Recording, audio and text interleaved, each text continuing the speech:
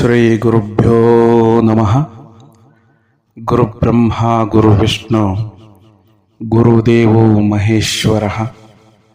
ಗುರು ಸಾಕ್ಷಾತ್ ಪರಬ್ರಹ್ಮ ತಸ್ಮೈ ಶ್ರೀ ಗುರುವೇ ನಮಃ.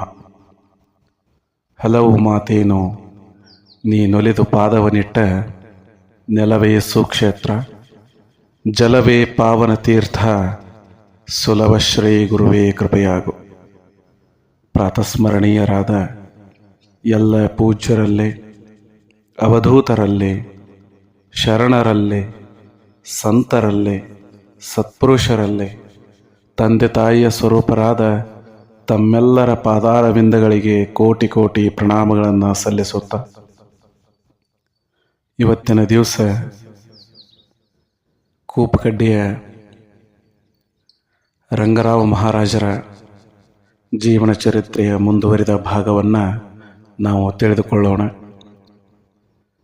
ಕಳೆದ ಭಾಗದಲ್ಲಿ ಇವರ ಗುರುಗಳಾದಂತಹ ಧ್ಯಾನದ ರಾಜ ರಾಮಚಂದ್ರ ಮಹಾರಾಜರ ಅಂತಿಮ ಕ್ಷಣಗಳ ಬಗ್ಗೆ ನಾವು ನೋಡಿದ್ವಿ.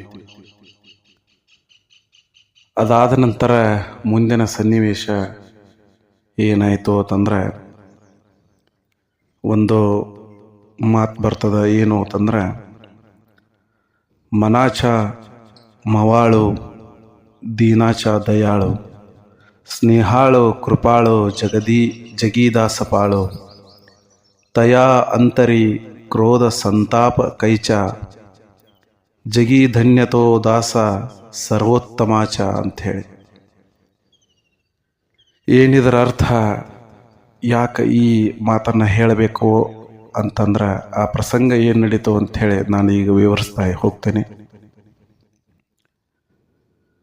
ಯಾವಾಗ ರಾಮಚಂದ್ರ ಮಹಾರಾಜರ ಅಂತ್ಯ ಆಯಿತು, ಅದಾದ ನಂತರ ರಂಗರಾವ್ ಮಹಾರಾಜರು ಮನೆಗೆ ಬಂದಿದ್ರು. ಮನೆಗೆ ಬಂದಾಗ ಬಹಳಷ್ಟು ಜನ ಇವರನ್ನು ನೋಡ್ಲಿಕ್ಕೆ ಬರೋರು, ಇವ್ರ ಜೋಡಿ ಮಾತಾಡ್ಲಿಕ್ಕೆ ಬರೋರು. ಮನೆ ತುಂಬ ಮಂದಿ ಸೇರವ್ರು. ಮಂದಿ ಬಂದಾರು ಅಂತಂದ್ರೆ, ರಂಗರಾವ್ ಮಹಾರಾಜರು ಕೆಲವೊಂದಿಷ್ಟು ಜ್ಞಾನದ ಚರ್ಚೆಗಳನ್ನು ಜನರ ಜೊತೆ ಮಾತಾಡ್ಕೊಂತಕೊಂಡವರು. ಹೀಗಿದ್ದಾಗ ಬಹಳಷ್ಟು ಜನ ಮನೆಗೆ ಬಂದು ಸೇರಿದ್ದನ್ನು ನೋಡಿ ಬಹಳ ಸಂತೋಷ ರಂಗರಾವ್ ಮಹಾರಾಜರಿಗೆ ಆಗೋದು. ಆದ್ರೆ ಸುಂದರಾಬಾಯಿ ಅವರಿಗೆ ಇದು ಆಗಲಿಲ್ಲ, ಅವರಿಗೆ ಇಷ್ಟ ಆಗಲಿಲ್ಲ ಇದು. ಯಾಕಂತಂದ್ರೆ ಬಹಳಷ್ಟು ಜನ ಕೆಲಸವಿಲ್ಲದೆ ಕುಳಿತುಕೊಳ್ಳುವ ಜನರನ್ನು ಕಂಡು ಅವರ ತಾಳ್ಮೆ ತಪ್ತಿತ್ತು. ಹೀಗಿದ್ದಾಗ ಒಂದು ದಿವಸ ಹತ್ತಿ ಬಿಡಿಸಿ ಮನೆಗೆ ತೊಗೊಂಬಂದಿದ್ರು. ಹತ್ತಿ ಬಿಡಿಸಿ ಮನೆಗೆ ತಂದವರಿಗೆ, ಕೆಲಸ ಮಾಡಿದವರಿಗೆ ಇಂತಿಷ್ಟು ಕೂಲಿ ಅಂತೇಳಿ ಹತ್ತಿಯನ್ನು ಕೊಡ್ತಿದ್ರು. ಆ ಕೂಲಿಗಾಗಿ ಕೆಲಸದವರು ಮನೆ ಮುಂದೆ ಬಂದು ಕುಳಿತುಕೋತಿದ್ರು. ಏನಾದರೂ ಹತ್ತಿ ಕೊಡ್ತಾರ, ಕೂಲಿ ಕೊಡ್ತಾರ ಅಂತ ಹೇಳಿ. ಒಂದು ದಿವಸ ಹೀಗೆಲ್ಲ ಹತ್ತಿ ಬಿಡಿಸುವಂತಹ ಕೆಲಸ ಆಯಿತು. ಇನ್ನೇನು ಕೂಲಿ ಕೊಡಬೇಕಾಗಿತ್ತು, ಆದರೆ ಬಹಳಷ್ಟು ಸಮಯ ಕಳೀತು. ಸುಂದರಾಬಾಯಿಯವರು ಬಂದು ಆ ಕೂಲಿಯನ್ನು ಕೊಡ್ತಿದ್ರು. ಆದ್ರೆ ಆ ದಿವಸ ಸುಂದರಾಬಾಯಿಯವರು ಬರಲಿಲ್ಲ. ಬಹಳಷ್ಟು ತಡ ಆಗ್ಲಿಕ್ಕಿತ್ತು. ಆ ಸಂದರ್ಭದೊಳಗೆ ಕೂಲಿ ಆಳುಗಳು ಏನಿದ್ದು ಅವೆಲ್ಲ ಮನೆಗೆ ಹೋಗ್ಬೇಕಂತ ಹೇಳಿ ಚಡ್ಪಡಿಸ್ಲಾಕತ್ತಿದ್ದು. ಇನ್ನೇನು ಮನೆಗೆ ಹೋಗ್ಬೇಕಾಗೈತಿ ಕೂಲಿ ತಗೊಂಡು, ಆದ್ರೆ ಸುಂದರಾಬಾಯಿಯವರು ಬರ್ತಾ ಇಲ್ಲ, ಬಹಳ ತಡ ಆಗಿದೆ. ಆಳುಗಳೆಲ್ಲ ಚಡ್ಪಡಿಸಾಕತ್ತಿದ್ದು. ಅದನ್ನು ಕಂಡಂತಹ ರಂಗನಾಥ ಮಹಾರಾಜರು ನೋಡ್ರಿ, ತಾವೇ ಅವರ ಕೂಲಿಯನ್ನ ಹತ್ತಿಯನ್ನ ಕೊಡ್ಲಿಕ್ಕೆ ಶುರು ಮಾಡಿದರು. ಇನ್ನು ರಂಗನಾಥರಿಗೆ ವ್ಯವಹಾರ ಜ್ಞಾನ ಇದ್ರೂ ಕೂಡ ಅನುಕಂಪ ನೋಡ್ರಿ, ಜನರನ್ನು ನೋಡಿ ಅನುಕಂಪದ ಭಾವ ಬರ್ತಿತ್ತು. ಆ ಅನುಕಂಪದ ಭಾವದಿಂದ ಒಂದಿಷ್ಟು ಹೆಚ್ಚಾಗಿ ಕೂಲಿ ಅಂಥೇಳಿ ಹತ್ತಿಯನ್ನು ಹೆಚ್ಚೆಚ್ಚು ಕೊಡ್ಲಿಕ್ಕೆ ಶುರು ಮಾಡಿದರು. ಒಂದು 4-5 ಜನರಿಗೆ ಅದನ್ನು ಕೊಟ್ಟಿದ್ರು. ಆ ಯಾರ ಹತ್ತಿಯನ್ನು ತಗೊಂಡ್ರಲ್ಲ ಅವರೆಲ್ಲ ನಾವು ದೇವ್ರಂತಾವ್ ನೋಡಪ್ಪ, ನೀ ನಮ್ಮಪ್ಪ ದೇವ್ರಿದ್ದಂಗ ಅಂಥೇಳಿ ಭಾಳ ಸಂತೃಪ್ತರಾಗ್ಲಿಕ್ಕೆ ಹತ್ತರು. ಅಷ್ಟರಲ್ಲಿ ಸುಂದರಾಬಾಯಿ ಅವರು ಬಂದು ಏನಂದ್ರೆ ನೋಡ್ರಿ, ಏನ್ರಿ ಏನಿದು ಹಿಂಗೆ ಕೂಲಿ ಕೊಡೋದ? ಮನಿ ಎಲ್ಲ ಹಾಳು ಮಾಡಿಗಿಡೀರಿ ನೀವು. ಹಿಂಗೆ ಕೂಲಿ ಕೊಟ್ರೆ ಹೆಂಗೆ? ನಾವೆಲ್ಲ ಮಾಡ್ಕೊಂತೀವಿ, ನೀವು ಬಿಟ್ಟು ಬಿಡ್ರಿ ಅಂಥೇಳಿ ರೋಷದಿಂದ ನುಡಿದು ಬಿಟ್ರು. ಈ ಮಾತು ಅಂದಿದ್ದೇ ತಡ ನೋಡ್ರಿ, ರಂಗನಾಥ ಮಹಾರಾಜರು ಸುಮ್ಮಾದ್ರು. ಯಾಕಂತಂದ್ರೆ ಅವರೇನೋ ಸುಂದರಾಬಾಯಿ ಅವರು ಕ್ರೋಧದಿಂದ ಅಂದ್ಬಿಟ್ಟಾರ. ಆದ್ರೆ ಈ ಮಹಾತ್ಮನಲ್ಲಿ ಕ್ರೋಧ ಹೆಂಗೆ ಬಂದಿತ್ತು? ಸೌಮ್ಯವಾದಂತಹ ಮುಗುಳ್ನಗೆಯನ್ನು ನಕ್ಕೋತ ಆ ಸ್ಥಾನವನ್ನು ಬಿಟ್ಟು ರಂಗನಾಥ ಮಹಾರಾಜರು ನಾಮಸ್ಮರಣೆಯನ್ನು ಮಾಡ್ಕೊತ ಮತ್ತು ತಮ್ಮ ಕೋಣೆಯೊಳಗೆ ಹೋಗಿ ಕುಳಿತುಕೊಂಡು ಬಿಟ್ರು. ಯಾರಿಗೆ ಒಂದು ಮಾತಾಡಲಿಲ್ಲ, ತುಟಿ ಪೆಟಿ ಕಾಣಲಿಲ್ಲ. ಇಂತಹ ಸೌಮ್ಯ ಸ್ವಭಾವದ ರಂಗನಾಥ ಮಹಾರಾಜರು ನೋಡ್ರಿ. ಸುಂದರಾಬಾಯಿ ಅವರು ಹಂಗಂದ್ರೂ ಕೂಡ ಒಂದರೆ ಮಾತು ಅನ್ಬೇಕಲ್ಲ. ಇಲ್ಲ ಇರ್ಲಿ ಬಿಡು, ತಗೋಲಿ ಅಂತ ಹೇಳಿ ಮತ್ತಾರ್ಯಾದ್ರು ಅಂತಾರೆ, ಅಥವಾ ಇಲ್ಲ ನಾ ಕರೆಕ್ಟ್ ಕೊಟ್ಟೀನಿರಿ ಅಂತ ಹೇಳಿ ಅಂತಾರೆ. ಆದರೆ ಇವರು ಏನೂ ಅನ್ಲಿಲ್ಲ. ಮತ್ತು ಗುರುವಿನ ನಾಮಸ್ಮರಣೆಯನ್ನು ಮಾಡ್ಕೊಂತ ತಮ್ಮ ರೂಮಿನೊಳಗೆ ಕೋಣೆಯೊಳಗೆ ಹೋಗಿ ಕುಳಿತುಕೊಂಡ್ಬಿಟ್ರು. ಆದ್ರೆ ಒಂದು ಮಾತು ಸುಂದರಾಬಾಯಿ ಅವ್ರು ಹೇಳಿದ್ದು ಇವ್ರ ಕಿವಿಯೊಳಗೆ ಅದು ಮತ್ತೆ ಮತ್ತೆ ನೆನಪಿಗೆ ಬರ್ತಾ ಇತ್ತು. ಏನಂತಂದ್ರೆ, ನಾವೆಲ್ಲ ಮಾಡ್ಕೊಂತೀವು, ನೀವು ಬಿಟ್ಟು ಬಿಡ್ರಿ. ನೋಡ್ರಿ ಎಂಥ ಮಾತದು, ನಾವೆಲ್ಲ ಮಾಡ್ಕೊಂತೀವು, ನೀವು ಬಿಟ್ಟು ಬಿಡ್ರಿ. ಇದು ಒಂದು ಮಾತು ರಂಗನಾಥ ಮಹಾರಾಜರಿಗೆ ಬಹಳ ಅದು ಚರ್ಚೆಗೆ ಅದು ಗ್ರಾಸವಾದಂಗ, ಚಿಂತೆಗೆ ಗ್ರಾಸ ಆದಂಗ, ಅದರಿಂದ ಏನೋ ನನಗೆ ಉದ್ಧಾರ ಆಗೋ ಮಾತ ಇರ್ಬೋದೇನೋ ಅಂದಂಗ ಅದೊಂದು ರೀತಿ ಅವರ ಮನಸ್ಸಿನೊಳಗ ಆ ಶಬ್ದದ ಅಲೆ ಬಹಳ ಝಂಕರಿಸ್ತಾ ಇತ್ತು. ಮತ್ತೆ ಮತ್ತೆ ಇದೇ ಮಾತು ನೆನಪಿಗೆ ಬರ್ತಾ ಇತ್ತು ಅವರಿಗೆ. ಆ ಸಮತ್ವ ಬುದ್ಧಿಯ ಯೋಗಿ ಇದು ಒಳ್ಳೇದೇ ಆಯ್ತು ಬಿಡು ಅಂದ್ಕೊಂಡು ಭವಿಷ್ಯದ ಬಗ್ಗೆ ಅವ್ರ ಚಿಂತನೆಯನ್ನ ಶುರು ಮಾಡಿದ್ರು. ಯಾವ ಮಾತದು? ನಾವೆಲ್ಲ ಮಾಡ್ಕೋತೀವಿ, ನೀವು ಬಿಟ್ಟು ಬಿಡ್ರಿ. ಇವ್ರಿಗೆ ಅಷ್ಟೇ ಬೇಕಾಗೈತಿ, ರಂಗನಾಥ ಮಹಾರಾಜರಿಗೂ ಅಷ್ಟೇ ಬೇಕಾಗೈತಿ. ಎಲ್ಲವನ್ನ ಅವರೇ ಮಾಡ್ಕೊಂತನೋ ಬಿಟ್ಟು ಬಿಡತ್ ಅಂದಾಗ ಇನ್ನು ನಾ ಯಾಕೆ ಆ ಗೋಜಿಗೆ ಹೋಗಬೇಕು? ಯಾಕೆ ಅವ್ರದ್ರೊಳಗ ನಾನು ಭಾಗಿಯಾಗಬೇಕು? ಹೆಂಗಿದ್ರೂ ಬಿಟ್ಟು ಬಿಡಂದಾರ, ಇದನ್ನ ಬಿಟ್ಟ ನಾನು ಹೋಗಿ ಬಿಡಬೇಕು ಅಂಥೇಳಿ ಆ ಭವಿಷ್ಯದ ಚಿಂತೆಯೊಳಗೆ ಒಂದಿಷ್ಟು ಕಾಲ ಅವರು ಅದನ್ನು ಮನನ ಮಾಡ್ಕೊಂತ ಭವಿಷ್ಯದ ಚಿಂತೆಯಲ್ಲಿ ತೊಡಗಿಬಿಟ್ರು. ಅದೊಂದು ದಿವಸ ಬಂತು. ಏನು ಅಂತಂದ್ರೆ, ಮನೆಯೊಳಗೆ ದೀಪಾವಳಿಯ ಸಡಗರ, ಎಲ್ಲ ಕಡೆ ಸಂಭ್ರಮ, ಎಲ್ಲರೂ ಉತ್ಸಾಹಕರಾಗಿ ತಮ್ಮ ತಮ್ಮ ಕಾರ್ಯಗಳಲ್ಲಿ ತೊಡಗ್ತಾ ಇದ್ದಾರೆ. ಪ್ರಪಂಚದಿಂದ ಎಂದೋ ಉದಾಸೀನರಾದಂತಹ ರಂಗನಾಥರು ಮಾತ್ರ ತಮ್ಮ ಸಾಧನೆ, ಉಪಾಸನೆ, ಪಾರಮಾರ್ಥದ ಚಿಂತೆಯಲ್ಲಿ ಮಗ್ನಾಗಿಬಿಟ್ಟಿದ್ರು. ಸಮುದ್ರದ ಅಸಂಖ್ಯ ಅಲೆಗಳು ಅಪ್ಪಳಿಸ್ತಾ ಇದ್ರು ಕೂಡ ತೀರದಲ್ಲಿರುವಂತಹ ಬಂಡೆಗಲ್ಲು ಸ್ಥಿರವಾಗಿ ಹೆಂಗೆ ನಿಲ್ಲತೈತಿ, ಹಂಗೆ ಸುಖ ದುಃಖ ಮಾನಾಪಮಾನಗಳ ಮಧ್ಯದಲ್ಲಿಯೂ ಕೂಡ ರಂಗನಾಥರು ಬಹಳ ಸ್ಥಿರವಾಗಿ ಉಳಿದುಬಿಟ್ರು. ಒಂದು ಚಿಂತೆ ಮಾತ್ರ ಅವರ ಅಂತರಂಗದೊಳಗೆ ಮಿಡಿತಿತ್ತು. ಯಾವ ಚಿಂತೆ ಅಂತಂದ್ರೆ, ಇವರ ಗುರುಗಳಾದಂತಹ ರಾಮಚಂದ್ರ ಮಹಾರಾಜರು ಏನ ಸ್ವರ್ಗಸ್ಥರಾಗಿದ್ರು, ಅವರ ಒಂದು ಬೃಂದಾವನ ಸ್ಥಾಪನೆ ಎಂದ ಆಗತೈತಿ ಅನ್ನುವಂತಹ ಚಿಂತೆ ಒಂದು ಇವ್ರ ಮನಸ್ಸಿನೊಳಗೆ ಕಾಡ್ತಿತ್ತು. ಸದ್ಗುರುಗಳಲ್ಲಿ ಅವರಿಟ್ಟಂತಹ ಪ್ರೇಮ ಭಾವ, ಭಕ್ತಿ ಬಹಳ ಅವರ್ಣೀಯವಾದಂತಹದ್ದು. ಅಷ್ಟು ಗುರುವಿನೊಳಗೆ ಇವರು ಭಕ್ತಿಯನ್ನ ಇಟ್ಟುಕೊಂಡಿದ್ರು. ಒಂದು ದಿವಸ ಏನಾಯಿತು ಅಂತಂದ್ರೆ, 1940 ಕಾರ್ತಿಕ ಶುದ್ಧ ಪ್ರತಿಪದೆ ಬೆಳಗಿನ ಜಾವ ಧ್ಯಾನದಲ್ಲಿ ಸದ್ಗುರುಗಳು ರಂಗನಾಥ ಮಹಾರಾಜರಿಗೆ ದರ್ಶನವನ್ನು ಕೊಟ್ಟರು. ರಾಮಚಂದ್ರ ಮಹಾರಾಜರು ದರ್ಶನವನ್ನು ಕೊಟ್ಟಿದ್ರು. ಹೆಂಗಂದ್ರೆ, ಕೋಟನ್ನು ಧರಿಸಿದ್ರು, ಪಟಕ ಸುತ್ತಿದ ಡ್ರೆಸ್, ಅದನ್ನೆಲ್ಲ ತೊಟ್ಕೊಂಡು ಮಹಾರಾಜರು ಬಂದು ಇವರು ಮುಂದೆ ಕುಳಿತರಂತ, ರಂಗನಾಥ ಮಹಾರಾಜರ ಮುಂದೆ. ಆಗ ರಂಗನಾಥ ಮಹಾರಾಜರಿಗೆ ನೋಡ್ರಿ ಎಷ್ಟು ಸಂತೋಷ. ಏನು ಗುರು ಇಲ್ಲ ಅಂತ ಹೇಳಿ ಒಂದು ದುಃಖ ಅವರ ಮನಸ್ಸಿನೊಳಗಿತ್ತು, ಆ ದುಃಖ ಅಲ್ಲೇ ಅಳೆದು ಹೋಗಿಬಿಟ್ಟು. ಗುರುವಿನ ದರ್ಶನ ಆದ ನಂತರ ಆ ರಂಗನಾಥ ಮಹಾರಾಜರ ಹೃದಯದೊಳಗೆ ಆನಂದದ ಅಲೆಗಳು ಏಳಲಿಕ್ಕೆ ಶುರುವಾಯಿತು. ಶಿರಸಾಷ್ಟಾಂಗ ನಮಸ್ಕಾರವನ್ನು ಹಾಕಿ ರಂಗನಾಥ ಮಹಾರಾಜರು ದಾಸಬೋಧವನ್ನು ಏನು ಓದ್ತಿದ್ರು ಅದರ ಮುಂದೆ ಕುಳಿತುಕೊಂಡ್ರು. ದಾಸಬೋಧವನ್ನೆಲ್ಲ ಬಿಚ್ಚಿದ್ರು. ಆಗ ರಾಮಚಂದ್ರ ಮಹಾರಾಜರು ಅಂತಾರಂತ, ಅದು ಎಷ್ಟನೇ ದಶಕ ಓದ್ಲಿಕ್ಕತ್ತಿ ಅದನ್ನೊಂದು ಸ್ವಲ್ಪ ನೋಡಪ್ಪ ಅಂತಂದ್ರು. ಆಗ ರಂಗನಾಥ ಮಹಾರಾಜರು ಅಂತಾರೆ, ಗುರುಗಳೇ ಇದು 8ನೇ ದಶಕ ಅದ. ಆಗ ರಾಮಚಂದ್ರ ಮಹಾರಾಜರಂದ್ರು, ನಾನು ನಿನಗೆ ದಶಕ ನೋಡು ಅಂಥೇಳಿ ಯಾಕೆ ಹೇಳಿದ್ನಿ ಅಂತಂದ್ರೆ ನೀನು ಓದುವುದನ್ನು ಕಲಿಬೇಕಾಗಿದೆ. ಅಕ್ಷರ ಏಳು ಬೀಳು ಆಗ್ತಾವ, ಆದ್ರಿಂದ ನೆಟ್ಟಗೆ ನೋಡಿ ಅದನ್ನು ಓದಬೇಕು ನೋಡಪ್ಪ ಅಂತ ಹೇಳಂದ್ರು. ರಂಗನಾಥ ಮಹಾರಾಜರು ಆಯಿತು ಅಂಥೇಳಿ ನಮಸ್ಕಾರ ಮಾಡಿ ಅದೇ ಧ್ಯಾನದೊಳಗೆ ಈ ದೃಷ್ಟಾಂತವನ್ನೆಲ್ಲ ಕಂಡು ರಂಗನಾಥ ಮಹಾರಾಜರ ಕಣ್ಣಲ್ಲಿ ಆನಂದದ ಬಾಷ್ಪಗಳು ಹಂಗೆ ಧಾರಾಕಾರವಾಗಿ ಸುರಿಲಿಕ್ಕತ್ತಾವ.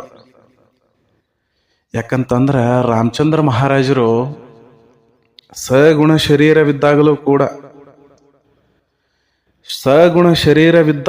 ಕೂಡ ತಾಯಿಯಂತೆ ಪ್ರೇಮವನ್ನ ಸುರಿಸಿದ್ರು, ತಿದ್ದಿ ತೀಡಿದ್ರು, ಭಕ್ತಿಯನ್ನ ಕಲಿಸಿದ್ರು.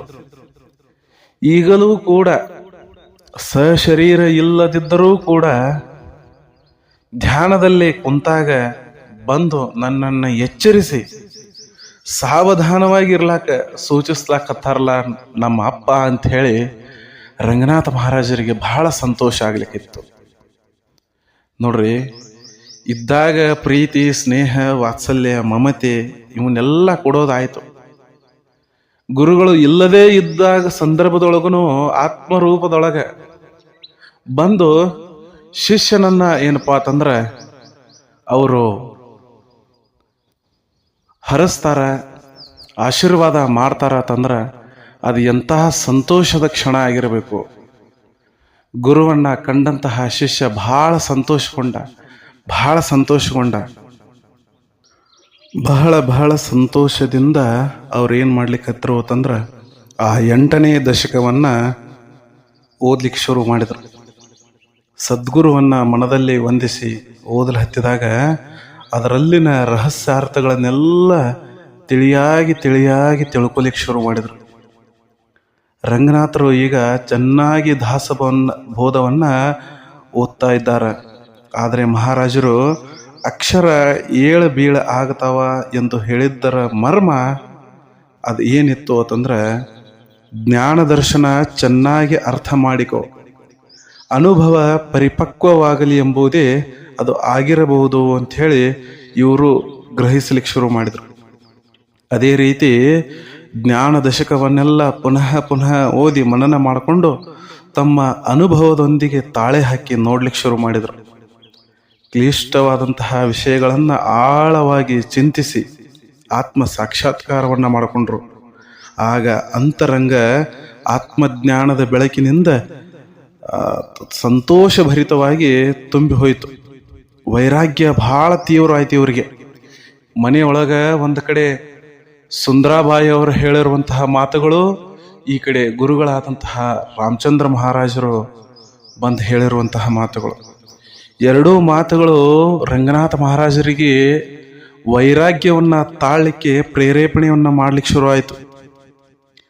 ಮುಂದೆ ಇವ್ರು ಏನು ಮಾಡ್ಕೊಂಡ್ರು ಅಂತಂದ್ರೆ, ವೈರಾಗ್ಯವನ್ನ ತಾಳಿ ಇನ್ನೇನು ನಾನು ಎಲ್ಲವನ್ನ ತ್ಯಜಿಸಿ ಬಿಡಬೇಕು ಅನ್ನುವಂತಹ ಸಂಕಲ್ಪವನ್ನ ಮಾಡ್ಕೊಂಡು ಬಿಟ್ರು. ತಮ್ಮದೇನ ಆಸ್ತಿ ಉಳಿದಿತ್ತು, ಆ ಆಸ್ತಿಯಲ್ಲಿ ಕೆಲವೊಂದಷ್ಟು ಭಾಗವನ್ನ ಪಾರಮಾರ್ಥಕ್ಕೆ ಇಟ್ಟುಕೊಂಡು ಉಳಿದೆಲ್ಲ ಆಸ್ತಿಯನ್ನ ಅವರು ಸುಖವಾಗಿ ಅವರು ಬದುಕಲಿ ಅಂಥೇಳಿ ಬಿಟ್ಟು ಬಿಡಬೇಕು. ಮಹಾರಾಜರ ವೃಂದಾವನವನ್ನು ಸ್ಥಾಪಿಸಬಹುದು, ವೈಭವದಿಂದ ಭಕ್ತಿ ಮಾಡಬಹುದು ಮುಂತಾಗಿ ಹಲವಾರು ವಿಚಾರ ಚಕ್ರಗಳು ರಂಗನಾಥ ಮಹಾರಾಜರಿಗೆ ಶುರುವಾಯಿತು. ಹಾಗೆ ಆಸ್ತಿಯನ್ನ ವಿಭಾಗನೂ ಮಾಡಿ ಪ್ರಪಂಚ ಅವರ ಪಾಲಿಗೆ ಬಿಟ್ಟು ಗುರುಭಕ್ತಿ ಮಾಡಬೇಕೆಂದು ತೀರ್ಮಾನವನ್ನ ಗಟ್ಟಿಯಾಗಿ ಮಾಡ್ಕೊಂಡ್ಬಿಟ್ರು. ಇಂತೂ ಹಂಬಲಿಸುತ್ತಿದ್ದ ಈ ಶಿಷ್ಯನ ಹೃದಯದ ಮೊರೆ ಸದ್ಗುರುವಿಗೆ ಕೇಳಿಸ್ಬಿಟ್ಟಿತ್ತು. ರವಿವಾರ ಕಾರ್ತಿಕ ಶುದ್ಧ ಏಕಾದಶಿ ಸಂಜೆ ವೇಳೆ ಧ್ಯಾನದಲ್ಲಿ ಗಂಭೀರವದನ ಶ್ರೀ ಸದ್ಗುರು ರಾಮಚಂದ್ರ ಮಹಾರಾಜರು ದರ್ಶನವನ್ನ ಇತ್ತು ಅಪ್ಪಣೆಯನ್ನ ಕೊಟ್ಟುಬಿಟ್ರು. ಏನಂತ, ಈಗಿಂದೀಗ ನೀ ಹೊರಟು ಬಿಡು, ಕಡ್ಡಿ ಕೈಯಿಂದ ಕೆಲಸ ಆಗ್ತದ, ಮನಿ ಆಸ್ತಿ ಬೆಡೆ ಯಾಕ. ಶ್ರೀ ರಂಗನಾಥರಿಗೆ ಇದೊಂದು ಮಾತು ಬಹಳ, ಅದು ಎಂತಹ ಆನಂದ ಅಂತಂದ್ರೆ ಕ್ಷೀರ ಸಾಗರದಲ್ಲಿ ಅವರು ಮುಳುಗಿ ತೇಲಾಡ್ಲಿಕ್ಕತ್ರು. ಅಷ್ಟು ಆನಂದ ಆಗ್ಲಿಕ್ಕಿತ್ತು. ಎಷ್ಟು ಆನಂದ ನೋಡ್ರಿ. ಅಂದು ಬುಧವಾರ ದಿವಸ ದಿನಾಂಕ 13/11/1940 ಇಸ್ವಿಯ ಕಾರ್ತಿಕ ಶುದ್ಧ ಚತುರ್ದಶಿ ಎಂದು ನಸ್ಕಿನ ಜಾವ ರಂಗನಾಥರು ನಿತ್ಯದಂತೆ ಧ್ಯಾನಾಸಕ್ತರಾಗಿದ್ದರು. ನಾಮಸ್ಮರಣೆಯ ತನ್ಮಯತೆಯಲ್ಲಿ ಲೀನತೆಯನ್ನ ಹೊಂದಿ ಆನಂದ ಮುಖಮುದ್ರೆಯಲ್ಲಿ ಅವರು ಕುಳಿತಿದ್ರು. ಆಗ 3 ಮಂದಿ ನೋಡ್ರಿ ಹೆಣ್ಣು ಮಕ್ಕಳು ನನ್ನ ಎದುರಿಗೆ ಬಂದು ನಿಂತರು ಅಂತ ಹೇಳಿ ಅಂತಾರ. ಅವ್ರು 3 ಮಂದಿ ಹೆಣ್ಮಕ್ಳು ಬಂದು ನಿಂತರು. ಅವರಿಗೆ 3 ಬಗಸಿ ಮಣ್ಣು ಉಡಿಯಲ್ಲಿ ಹಾಕಿ, ನಿಮಗೆ ಇದರಿಂದ ಬೇಕಾದ ಆಗುವುದೆಂದು ಹೇಳಿ ನಾನು ಮುಂದೆ ಬಂದೆನು. ಅವರು ತಿರುಗಿ ಹೋದರು. ಈ ಪ್ರಚೀತಿಯನ್ನ ಕಂಡಂತಹ ರಂಗನಾಥರು ಹೆಣ್ಣು ಹಣ್ಣು ಮಣ್ಣುಗಳ ರೂಪಕ್ಕೆ ಅಪ್ಪಣೆ ನಿಜವಾದ ಸ್ಥಳಕ್ಕೆ ಬಂದಿದ್ದು ಎಂದು ಉದ್ಗಾರವನ್ನ ತೆಗೆದರು. ಎಂಥ ಇದು, ಈ ವಿಚಾರ ಎಲ್ಲಿದೆ ಸಿಕ್ತು ಅಂತಂದ್ರೆ ಅವರು ಒಂದು ಸಮರ್ಥರ ಒಂದು ಡೈರಿಯನ್ನು ಬರೀತಿದ್ರು. ಆ ಡೈರಿ ಒಳಗಿಂದ ಇದೊಂದು ಮಾತು ನೋಡ್ರಿ, ಸ್ವತಃ ಅವರೇ ಬರೆದಿದ್ದನ್ನ. 3 ಮಂದಿ ಹೆಣ್ಮಕ್ಳು ಬಂದು ನಿಂತರು, ಅವರ ಉಡಿಯೊಳಗೆ ನಾನು ಮಣ್ಣನ್ನು ಹಾಕಿದೆ ಅಂತ ಹೇಳಿ 3 ಬಗಸಿ ಮಣ್ಣನ್ನು ಉಡಿಯೊಳಗೆ ಹಾಕಿದೆ.